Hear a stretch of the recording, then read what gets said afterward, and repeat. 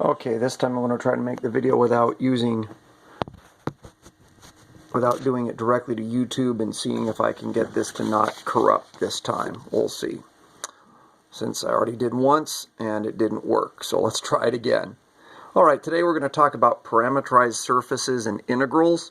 It's actually quite a bit of material. We're going to have to remember some of the stuff that we've learned in the past when it comes to these things.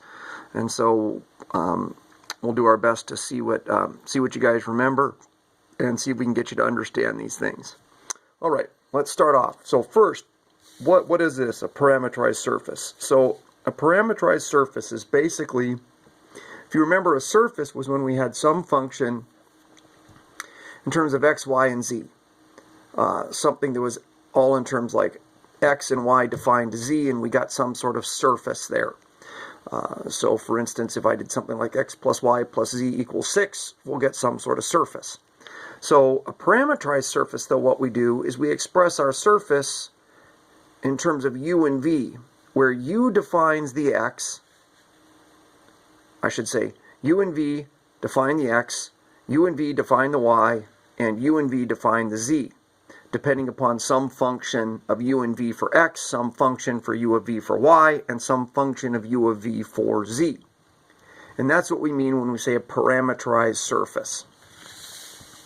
So let's look at some common surfaces that we can parameterize. So first let's look at a cylinder.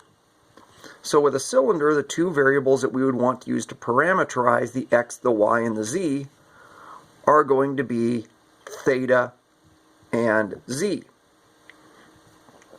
So what we see here is within our x and our y, we have a circle within the xy plane. So we parameterize the x and y with r cosine theta and r sine theta. Notice this r is a constant, it's not a variable. That's the constant radius of our cylinder there. The theta does vary, the sine does vary, the theta does vary in order for x and y to vary and get the entire circle there. And our z also varies, and so our z is just defined by z. It's the distance above or below the xy plane, and our theta varies from 0 to 2 pi. Our z is all reals. So that's our cylinder. Let's look at our sphere. So our sphere we're going to parameterize by theta and phi. So we have a constant radius all the time, and so our angles theta and phi are what are going to be changing. So for our x component we've got r, and it's cosine theta sine of phi. That determines our x component. Our y component is our radius r sine theta times the sine of phi. And then our z component is just going to be our radius times the cosine of phi. And as far as how these variables, their ranges, the theta goes from 0 to 2 pi, but the phi only goes from 0 to pi.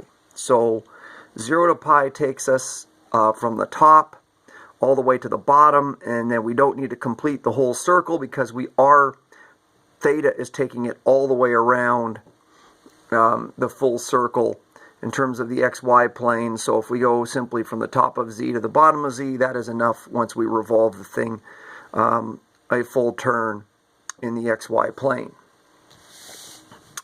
Another thing that we can parameterize is just a general graph. Some general graph that's in terms of that defines a z in terms of a function of x in terms of x and y. So I know that to parameterize that, we can parameterize it just in terms of x and y. We know the x would just be given by x, the y would be given by y, and the z is the function. F of xy gives us our z value. So that's a way to parameterize that with just using the two variables. Alright, now let's look at tangential and normal vectors to a surface. To understand these, a good idea is to look in your book at, well, Blake, for you, it would be found on pages 976 and 977. Daniel, for you, it's basically here 16.4, and you want to see where you've got figures 4 through 8 listed there, or figures 4 through 9, if you actually takes you all the way there on that page. So if you'll see, if you look at figure 6, you'll see a surface z in terms of f of x, y there that's defined. Well, when we parameterize that surface, what we can think of is we can think of the projection of those lines u0 and v0 in the plane uv up to the surface. And notice they become curves in the surface because they follow the curvature of the surface, but they remain following their projections there in the UV plane. And so when we do that, we can think of the tangential component t in terms of v, and that's what we'd say is tangent to that grid term there for the grid term in terms of v, the v grid term. And then the tangent of u would be the component that's tangent to the u grid curve there, which is basically the one that's changing in terms of its u value as the v is held constant. And then we have the normal, which, by the way, if we look at the cross product of the if we look at the plane that's defined by the vectors TV and TU, we would get the tangent plane. The normal vector would be the vector that is tangent to the that is perpendicular to the normal. Sorry, I'm saying all this wrong. The normal vector is the vector that is perpendicular to the tangent plane, and it is obtained by looking at the cross product of the two tangent component vectors. With that, let's take a look at the formulas here. So first, for that, this is essentially the u tangent component. Or if we want to think of it, this is the g of uv0 is really the u, what we think of as the u grid line. And so the u grid line gives us the tangent component of u at the given point of P is going to be the partial derivative of g with respect to u. So we take those partial derivatives and then put in the point u0, v0. And so we get this, as we look at that, partial derivative of x with respect to u with the point P plugged in, and y and z accordingly. If we look at the grid line, the v grid line, the tangent component to that would be t sub v here, tangent with respect to the v grid line. At the point P, it's going to be the partials with respect to v. And so we can see that there. You can pause and copy it down if you need to.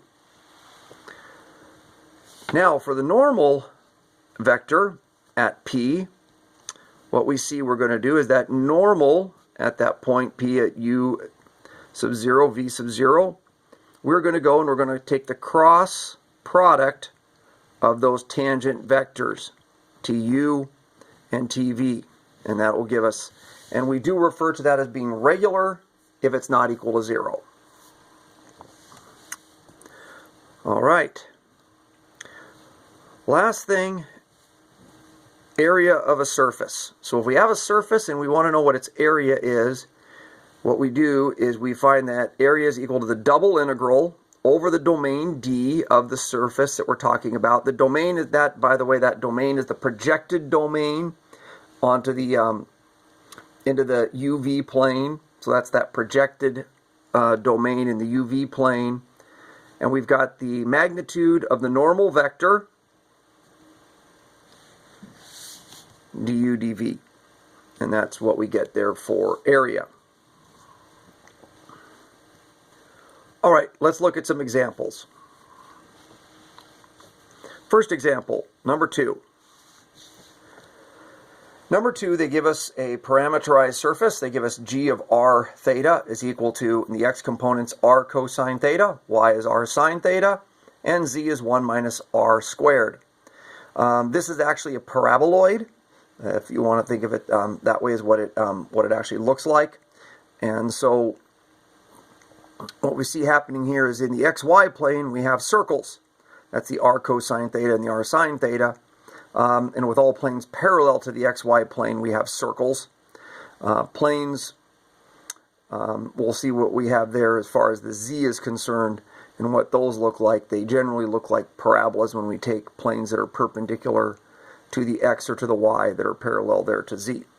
So the first thing it asks us to do is to verify that this actually does parameterize this. This is simply our straight equation in terms of x and y for z that would give that paraboloid, that surface. So to verify that this actually does parameterize this, I need to plug this into this.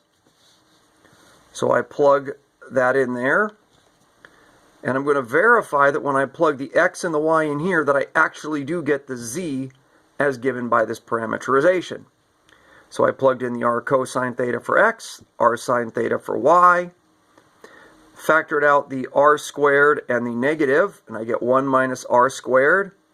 That's times the cosine squared theta plus sine squared theta. So that's just going to be 1 minus r squared, which is z. Therefore, that does confirm that this does parameterize that surface. Part B. Part B says describe the grid line. So let's look first at the R grid line. The R grid curve is the one where we hold the theta constant. So the R will vary, but this is a constant value of theta. And so we have r cosine theta, r sine theta sub 0. This is our given theta, whatever that happens to be. And so what this is going to do, this is going to define some given line in the xy plane. That's what's going to happen here. And so the r, of course, will vary, and so we will get that line. And the z is going to be this 1 minus r squared. So what we see is that we've got, in the xy plane, we're held to be a line. And then if we look at the plane that is perpendicular to that, to the xy plane, in that we've got this shape here, which is a parabola. So we have that parabola that's showing up there. And for the theta grid curve, we are now going to hold r constant. So we have r sub 0, the given r, times the cosine of theta, the given r sub 0 sine of theta. Notice now in the xy plane what I'm going to have is I'm going to have a circle centered at the origin with a radius of r0 there. And for my z, I have 1 minus r0 squared. Well, this is just a constant. So what I get is I get a circle centered on the z-axis that is some constant value above or below the xy plane given by this value right here. So it is just a circle.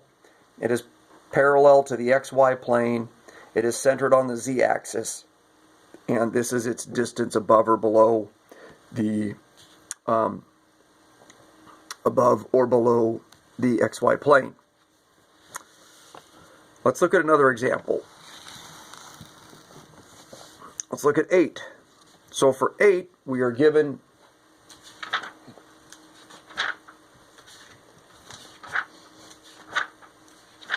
I'm turning to the problem. For 8, we're given a parameterization of a surface. We're told that g of uv is equal to this parameterization right here. And we are given a particular value of u and value of v that we are looking at. So at that particular point, we want to know what the tangent components are, both the tangent for the grid line u and the tangent for the grid line v. And we want to know what the normal vector is. And we want to know what the tangent plane is. So first, the tangent for the u grid line, we hold the v constant, and we take the partial derivative here with respect to u. So we get 2u, 1, and 1. And now we substitute in the particular value of u, and we get 4, 1, 1. So that's our tangent vector there to the u grid line. Tangent for the v grid line, we get negative 2v, 1, and negative 1.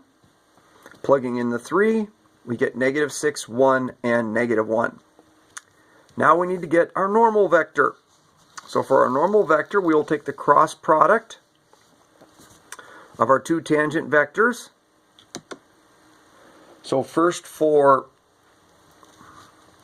our x component, we see we have negative 1 minus 1 crossing.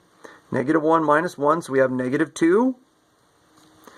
For our j component, we have negative 4 minus negative 6. That's negative 4 plus 6. So that would be 2. But remember, we subtract our j component, so that's minus 2. Then for our k, it is 4 minus negative 6. So that would be 10. Now, that is our normal vector, but we could factor out the 2 if we want to and simply call it negative 1, negative 1, 5. That would also be normal, just a little shorter normal vector. For a normal vector, it just has to be normal. Now, the other thing we need is we actually need the x, y, and z. We need the actual location in the three-dimensional space of this particular place where u is 2 and v is 3. So solving that, we plug this back into our parameterization formula, and we get negative 5, 5, and negative 1. Now we can get our tangent plane. This does require us to remember that our plane, equation for our plane, we have to take our